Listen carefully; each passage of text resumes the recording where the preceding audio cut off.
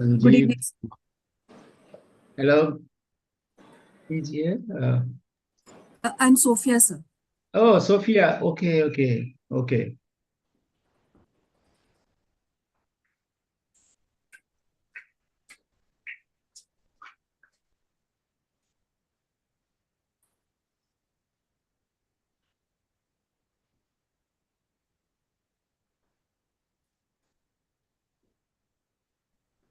Maybe, sir, you can start now, or if you want to wait. Okay. Just let us wait just 2 more minutes. Okay. Okay, sir.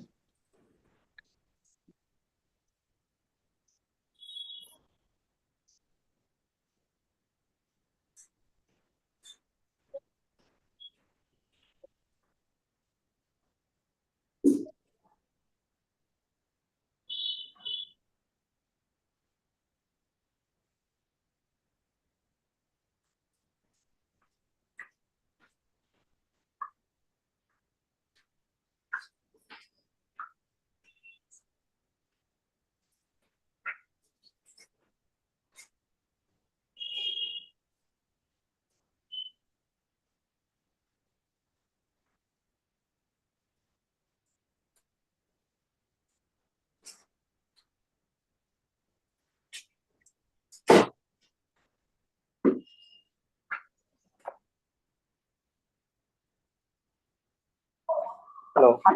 Madam.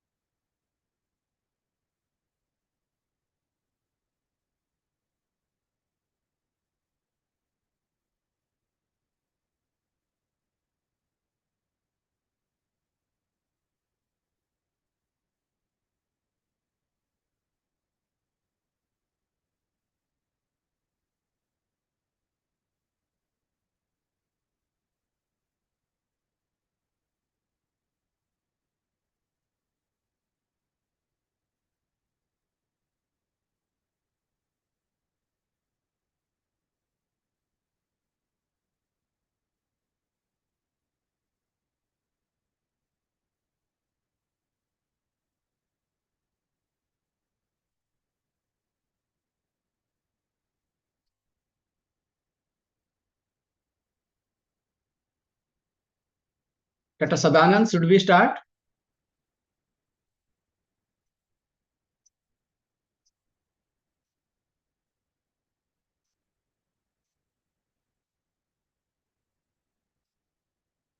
Sir, you can start. Okay. All right. Good evening to all of you. Am I audible to everyone? Yes, sir. Yes, Okay. sir. Very clear, sir. Yes. Thank you. Okay, good evening. So today is the 5th of April. Okay, this is class 2 in a series of 6 lectures. This course, as I have said, is MPSC 011. The title of the course is European Union in World Affairs. This is as part of the master's program in Migration and Diaspora Studies. And Dr. Sadanand Sahu is the coordinator for this particular program. So this particular class that I took last Saturday, in that class I covered Unit 1, 2, and 3. So before I start, just let me do a quick recap and recapitulation, okay? Just so that there will be a continuity as to what we discussed in the last class and what we are planning to do today, because there is a lot of things which are interconnected and also interbedded. So in the last class, we talked about the history, the evolution, the theories of integration, the different institutions of EU, how those things play out. We discussed about how it was founded in November 1993. It's a significant population, 27 countries in Europe. They are part of this particular body, multilateral body of EU, European Union, about 45 crores. United Kingdom, for example, was a member of EU, but after the Brexit vote, they exited. But nevertheless, number of major countries in Europe, literally all of Western Europe, plus the Eastern Europe also, which used to be part of the Soviet Empire, part of the East Europe, the part of the Communist Empire during the Cold War years. Currently, they are also members of the European Union. So this is a big umbrella group, big conglomerate, and a lot of things are similar, but a lot of things are also not very similar. There are a lot of convergence. There are also equally a lot of divergences. I have said some of the positive things that EU has done over the last couple of years. For example, they've been able to have one common currency, which is euro, which I think is a very big deal. Because, like in South Asia, for example, we live in India. You go to place like Pakistan or Sri Lanka or Maldives or even Nepal or Bhutan or Bangladesh, any of the Myanmar, you need different currencies, and that's a big hassle, and you do a lot of exchange kind of things. So, and I think that is one of the strong weaknesses in SARC. Not only SARC, I think if you go to ASEAN, Association of Southeast Asian Nations, you go to Malaysia, you go to Singapore, Indonesia, different countries in ASEAN, they also have different currencies. But I think one of the beauties and one of the uniqueness and one of the distinctive feature of EU is they have been able to have one single currency, which is euro. On the top of that, EU countries, they have also a common visa called Schengen visa. So if you have just one visa from one particular country, let us say France or Germany or Belgium or Netherlands or Sweden or Denmark, whatever, any of those 27 countries, you can literally move around. Once I was there in Germany, I wanted to go to Switzerland. In those days, Switzerland was not part of the EU or not part of the Schengen visa. So I could not go for some reason. But today, Switzerland is also part of the Schengen visa. And in Europe, the railway network, the railway transportation is pretty good. So you can literally, in a couple of hours, you can go to move around in different places. European Union is represented in the mega international bodies, multilateral bodies, for example, United Nations, WTO, World Trade Organization, part of the G7, group of 7 industrialized countries, G20, group of 20 countries. If you recollect, 2 years ago when we had the G20 summit in Delhi, India, we had European Union was also represented here in a solo capacities. They have customs union. In 2012, because of the contribution made by EU in the world body, they were awarded the Nobel Peace Prize in the year 2012. In terms of culture, ethnicity, and geographical outreach, it's very diverse. You go to different countries in Europe. There are even within the same country. You go to Germany, the part of East Germany, which is now part of one Germany after the German reunification at the end of Cold War in '92. It's very different. Same thing happens in Slovenia, Slovak, and many other countries in the world. So it's a very diverse culture. There is a significant amount of African descent people from Morocco, from Algeria. They live in France and many other countries. The interesting thing is Africa was colonized by these European powers for a long, long time. And a lot of people that speak very fluent French or English and different languages.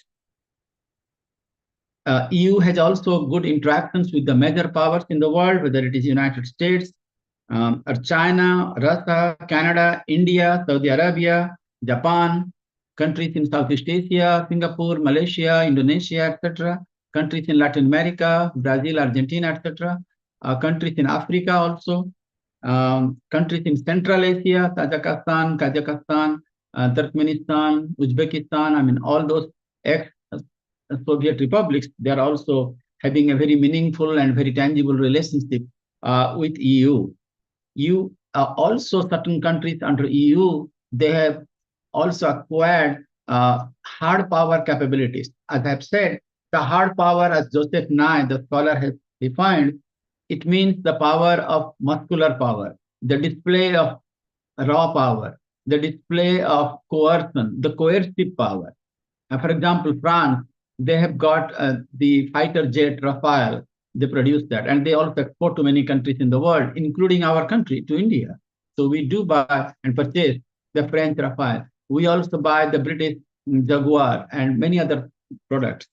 So in terms of hard power, European Union, in its totality, in its cumulative ways, they are also very significant. In terms of soft power, I think EU has a lot of things to offer in terms of the movies.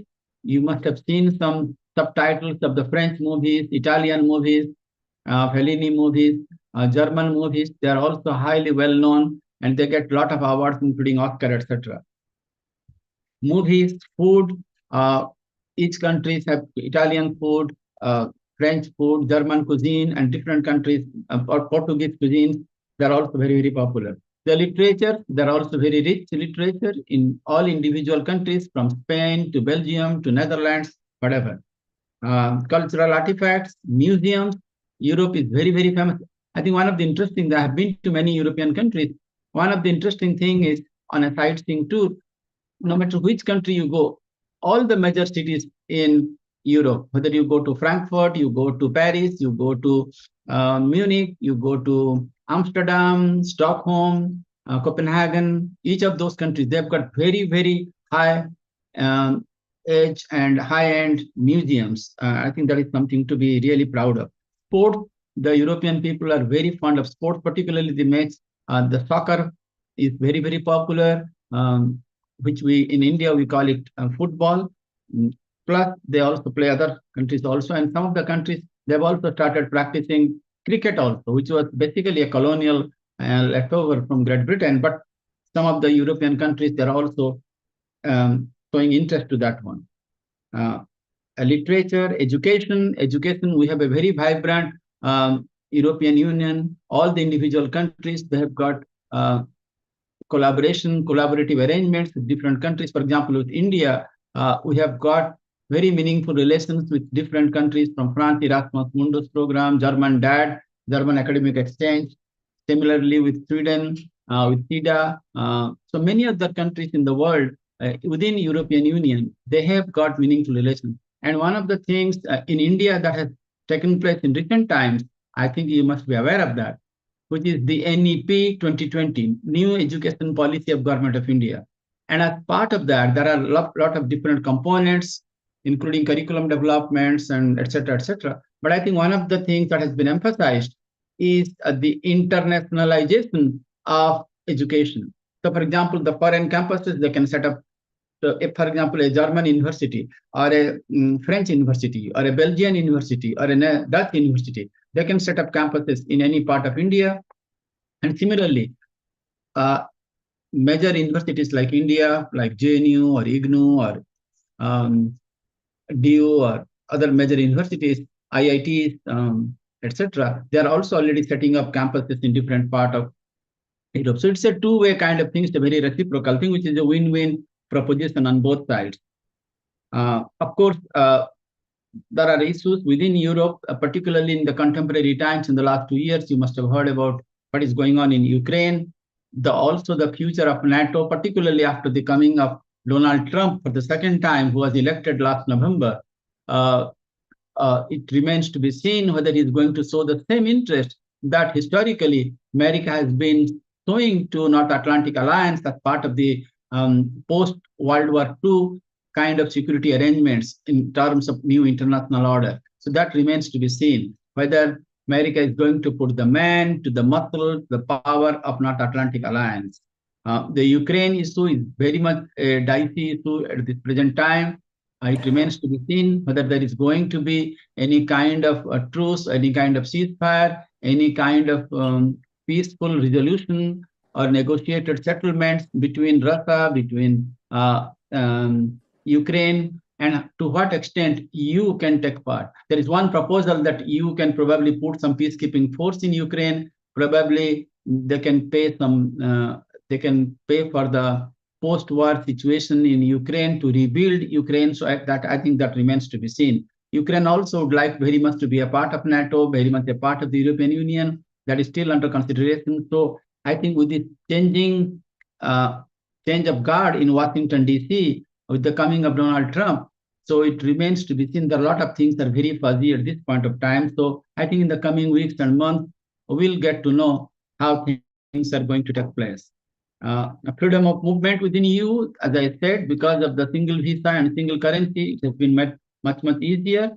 Most of the people are Christians, but nevertheless, there are temples, there are mosques, there are all kinds of the 45% people are Catholic, 11% are Protestant. There is also about 10% they belong to Eastern Orthodox and number of things. But the beauty of individual European countries that I have visited, you find people from different religious faiths, different religious backgrounds. They're having no problems. So they live in peace, they live in harmony in that particular ways. In Unit 2, quickly, I talked about different theories. For example, federalism, how within a federal system, independent judiciary, written constitution, checks and balance, rules of law. Checks and balance means how different components within those individual countries, how they try to maintain check on one another between legislative branch, judicial branch, and also executive, legislative, and judicial branches, the three different branches. And the rule of law, the predominance of law. So if somebody is violating the law, he or she has to pay the price. We have constitutionalism, basically accommodation of different competing groups, different ethnic interests. I gave that example last time of what happened in the post-apartheid regimes in South Africa in 1980s, when the whitist supremacy was replaced by multicultural, multi-ethnic, multiracial regimes. So all different competing groups, everybody became important stakeholder. So the same thing we also find in European context also. Confederation, different countries, different units, state units or national units, they do maintain their autonomy, but at the same time, they give up something, they surrender something in order to form a bigger, larger good, like a common good. And that is called confederation things. Realist theories, realism they also follow. For example, national interest, survival, self-help, knowing fully well, just as Morgenthau has said, or Kenneth Walsh, the scholar, has said, that this whole world is basically an anarchic world. But I think, again, having said that, each country, they like to stake out their position for national interest, defending, protecting, also promoting national interest. At the same time, the power, survival, etc., etc., in terms of maintaining the sovereignty. That goes back to the Treaty of Westphalia also. In Unit 3, quickly, we talk about different institutions broadly. We talk about European Council, the European Parliaments, where each individual countries, they have got their own stakes. They have the right to say and speak. European Commission, trying to hold the collective interest of Union as a whole. European Court of Justice, trying to uphold the rule of European law. Okay, and whoever violates that particular country has to be accountable for that one. The Council of Ministers, they have got different ministries ranging from external affairs, economic affairs, justice, home affairs, employment, social policy, health, industry, transportation, telecommunication. I think the whole range, IT, there are areas of legislation, economic, monetary policies. So basically the menu is full and they cover a huge areas in that particular aspect. In chapter 4, we talk about the decision making in the European Union. The decision making is basically like in all the democratic societies, whether you go to European Parliament, Council of the European Union, or European Commission, for example, I think they do things just the way in most of the modern societies they do. For example, in our country, in India, here, we do have, like, if a particular bill is proposed in the parliament, like the other day, we had this walk-up bill that was first put for a couple of months in the public domain. There was a big debate that went on till past midnight. It was passed by the lower house, which is the House of the People, the Lok Sabha. That's the way we call it in India. It got passed, then it went to the upper house, the Council of States. It got passed, then it went to the President of India for the signatures. That's the way it is. I think for the most part in European also in the decision-making process. In terms of the assent procedure under Article 192 of the European Community, each of the member states, they read that first reading, second reading, third reading, and ultimately they do assent to that. There are also provisions for cooperation under Article 252 for the European Commission Act on the Single European Act. Basically, I think it gives the parliament members greater leeway, greater leverage to discuss in great threadbare details about the different intricacies of the legislative procedures. So after the second readings and after giving a reasonable time, either the members present, they can adopt it, meaning approve it or amend it or reject the position. If they amend or reject it, they must do so by absolute majority. So basically majority is the policy that is being counted over there. If it rejects the proposal, then unanimity is required for the council. So they made it flexible as well as they've made it rigid in both the cases. There are also areas in which, just like the Maastricht Treaty, there are co-decisions. For example, the European Council and the European Commission, there are certain things that they do have to agree on certain things. For example, the free movement of workers, right of establishment, internal markets, education, consumer policies, trans-European networks, environment, etc., on culture, research. So I think in these areas, I think co-decision is very much essential and germane, and the country members, they do that. There is qualified majority voting also. I mean, what is qualified majorities? Basically, as of 1st May 2004, like what, 20 years ago, different countries, they have got different quota, the number of votes. For example, countries like Germany, France, Italy, and UK, at that time, UK was, of course, a member. Each country, these major big countries, in terms of size and also population, they're 10 members. Spain, 8, Belgium, Greece, Netherlands, Portugal, 5, Austria, Sweden, 4, like that. The total was 87. So in order to have a qualified majority for certain provisions, you need to have a majority of 62 out of 87. That means 71%. So 71 is a significant number of people that to say yes in terms of qualified majorities. That particular things raised to, in 2007, to the members 345. And again, the percentage that you need under a qualified majority is about 73.9%, literally 74%. That means out of 345 members, as per the revised 2007 calculation, it has to be 255 votes. So I think it's not very easy. That means it's a very serious deliberative body that you cannot take anybody for granted. You need to talk, you need to discuss. You need to discuss both the pros and the cons, the upside and the downside and everything. The double majority, the member states with the highest population want to see a rewriting or double majority, meanings the majority in the council represent a majority not only of the member states, but also of the population of the union. So it has to be majority, a significant majority in terms of the member states and also significant amount of population. So it is like a double insurance for any particular measures. The whole bottom line is, the idea is, whatever the end product is, ultimate product is, it has to be solid, it has to be have a significant consensus, everybody gets to agree on that. They also have a policy of unified unanimity. There are certain areas in which every country has to agree on certain things. For example, unanimity is required on issues like social security. You know, welfare is a very big issue in many parts of. You go to Canada, you go to Sweden, you go to Denmark.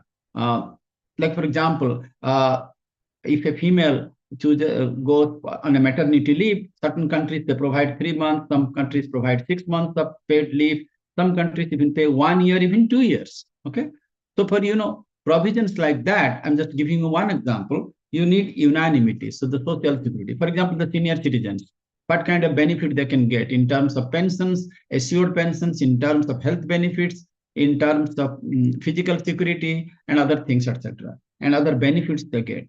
So there has to be unanimity among all the countries. If unanimity is not arrived at, then I think that particular provisions cannot pass. The migrant workers, the people who have migrated to, you go to France, you go to Italy, you go to many other Spain, there are significant amount of migrants. And what kind of provisions are there in terms of socio-economic welfares? Recognition of diplomas from different countries, different apples are different than oranges. So a diploma holder from Spain or Portugal may or may not tally with, let us say, Sweden or Denmark. So there has to be some rationalities. Okay, and those are the kind of things where everybody has to agree and unanimity is there. Also in the field of culture kind of things, anything very sensitive, very touchy on cultural issues, I think unanimity. So basically the idea is they have got everything. They have got arrangements for cooperation procedure, co-decision procedures, qualified majorities, double majority, meaning majority of states and also majority of the population, plus certain issues which are also unanimity. You need complete agreement, consensus among all the stakeholders. Europe also they have got a single act and a single market. That's the whole idea. Of course, there is a lot of divergence there. If you go back 20 years ago, 30 years ago, in the 1970s and 80s, there was a lot of obstacles. There was a lot of challenges to this whole idea of one unanimity, one homogeneity, single European Act, single market, etc. What happened was in the 70s and 80s, there was a lot of global competition because Japan was rising, many other countries, US was kind of declining. But again, nevertheless, it was a big industrial military powers. There was increasing competition from the new industrialized countries from East Asia and Southeast Asia, the so-called Asian tiger, like Hong Kong, Taiwan, South Korea, Singapore, etc. That was again a big challenge. Stagnation of economic and political integration, internal conflict in terms of the funding, financing, structure of the European industry, which was very fragmented, nature of the market, and so that was also a big issue. The poor and declining economic performance, so everybody was not equal. I remember I went to Germany before the reunification, and immediately after reunification, I spent one particular week, if I remember, around 97 or 98 in Berlin. And if you go from West Berlin to East Berlin, I'm giving you one example. It's a big contrast. I mean, West Berlin was part of, and Berlin used to be capital of East Germany. And in those days, in the Cold War period, Bonn was the capital of West Germany. But Berlin was nevertheless a big city, huge city, a metropolitan city. And West Berlin was highly developed. But the moment you go cross over just few miles into the East Berlin or eastern part of Germany, okay, and you can see the decadence, you can see the welfare, the town halls, and all the roads, construction, infrastructure, etc. There is a big difference. So it took a long time for Germany to bring certain kind of synergy, to bring certain kind of equality among even two parts of the same city, East Berlin and West Berlin. So I think I can understand how the different countries in Europe, they have got so much diversity, and how those countries and European Union in particular, they tried to bridge this divide between the more affluent part and the less affluent part. The lack of effective application, commercialization, etc., I think those are also very, very important in terms of the challenges. In terms of the challenges that was faced in the 1970s and also in the 1980s. Also, I think in terms of the benefits, I think we are talking about all the glass as half full, sorry, half empty, but the glass is also half full. So let us talk in a more positive way. What are the things that did happen as part of the single market? This idea, this notion, you have got free movement of people, free movement of goods, free movement of services. So that is a big plus in terms of what the European Union tried to achieve or intended to achieve. And I think to a large extent, it was a success. Removal of barriers, economic barriers, tariff barriers. So basically there was standardization, there was rationalization, bringing down prices. Okay, the prices was way too high of certain basic staples, basic items. That I think that was also maintained. Less airfares in between, because the prices in between, like you are flying, let us say, from Amsterdam to Stockholm or to Brussels or to Frankfurt or Munich or Paris or any of those cities to Vienna. So I think the airfare was also structured. The mobility of going from one place to another within this European Union, it also enhanced competition with other non-EU countries. And I think this competition did help in enhancing the status of economically and also in terms of the overall pleasure of those countries. Managing an attractive locations for foreign investors, the other countries other than Europe, for example, countries like Singapore, countries like China or Japan or Korea or Argentina, Brazil, or any of those countries, for example, they try to invest there. So I think it was definitely a matter of attraction for those countries. In terms of the treaties, I think there are quite a number of treaties: Maastricht Treaty, Amsterdam Treaty, Nice Treaty. I think for the purpose of this class, I think it's very important to remember the Maastricht Treaty, because I think that is the linchpin of the European Union. That was signed on 7th February 1992, some 33 years ago. It came into force on 1st November 1993. There are some basic pillars of the Maastricht Treaty. In terms of the European communities, a co-decision procedure, extension of the term of commissioners, also the body of rules and regulations that was created, the steel community, Euratom treaties that was preserved and strengthened. So I think number of those institutional infrastructural arrangements that was made as part of this Maastricht Treaty. The second pillar was the common foreign and security policies. It defined the objectives of foreign and security policies of each of the member states and tried to forge a common foreign and security policies covering all areas of foreign and security policies. So we are talking EU in its totality in a very cumulative way, not in an individual segmented compartmentalized way. What France needs, what Sweden needs, what Denmark needs, etc., etc. What Europe needs as part of the European Union, almost like a NATO, like North Atlantic Alliance. If you remember NATO, there is an Article 5. If any country other than NATO, outside of NATO, attacks any country in NATO, okay, it will be ipso facto be considered it is an attack on all of NATO. So all the NATO will stand behind it. That's why I think one of the reasons why Ukraine would like to be very much a member of NATO, because once, if Ukraine, let us put it in a different way, if Ukraine would have been today a member of NATO, probably Russia would have thought twice. Maybe it would not have attacked Ukraine, okay? Because that would be considered as an attack on all of NATO, including Canada, including US, including, all those countries. So I think that will be big deterrent, because for the other potential adversaries, before they can think of going and bring friendship, etc., etc. The third pillar is foreign policy and security policies. I think this is also a part of the Maastricht, how to find forge a commonalities, complementarities in terms of the different foreign and security policies. And the third pillar is justice and home affairs, certain areas like law enforcement, criminal justice, civil judicial matters, asylum, immigration, those are very, very sensitive.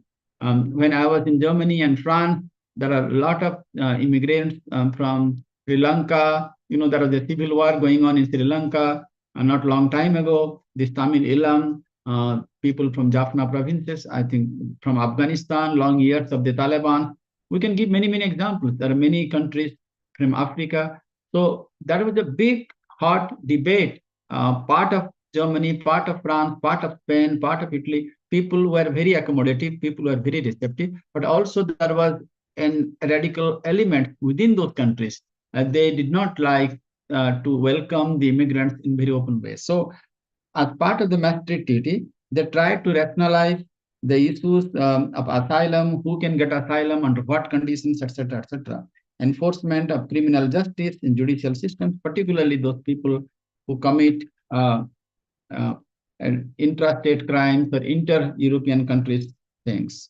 The Treaty on the European Constitution, they formed a foreign minister and different Charter of Fundamental Rights. European Parliament was strengthened as part of the Treaty on the European Constitution. Member states retained the right of veto in key areas of foreign policy, defense, and tax. I think this is very, very important, because foreign policy and defense and tax were almost like a no-no for many of those countries, and you can exercise any veto. Just like in Security Council, the 5 permanent members, USA, UK, France, China, Great Britain, they have the power of veto.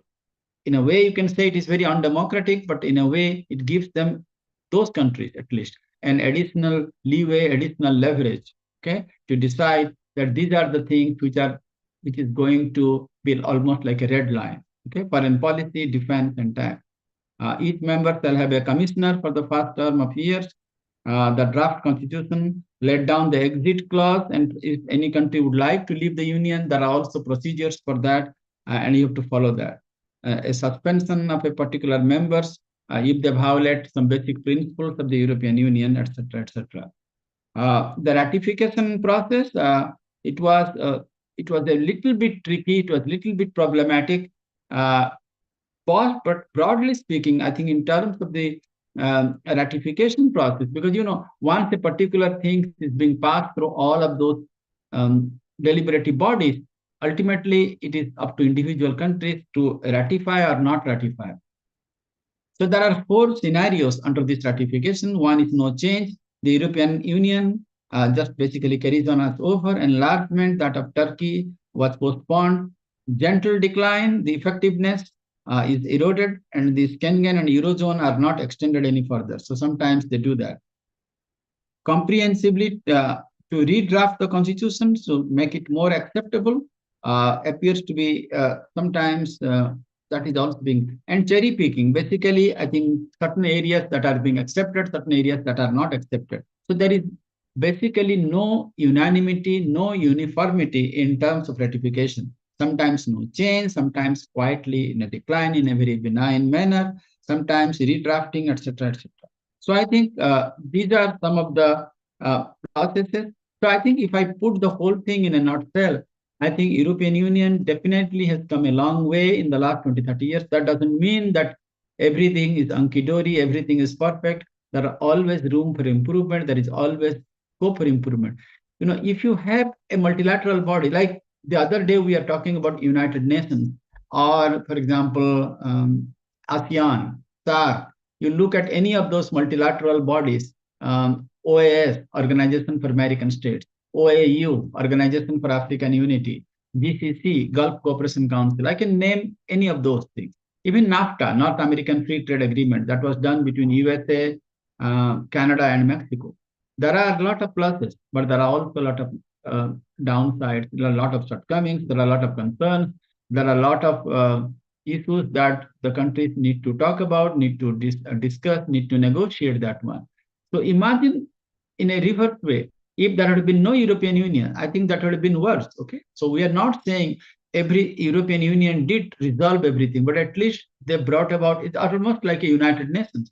If there had been no United Nations, every country would be staking their own national interest. Everybody will be competing for their own survival, etc., etc. So it is good that at least there is a body, there is a forum that you can sit down, you can talk, you can discuss, you can air your views. Certain things you can agree, certain things you may not agree, and certain things you can always negotiate, and you can always push the envelope.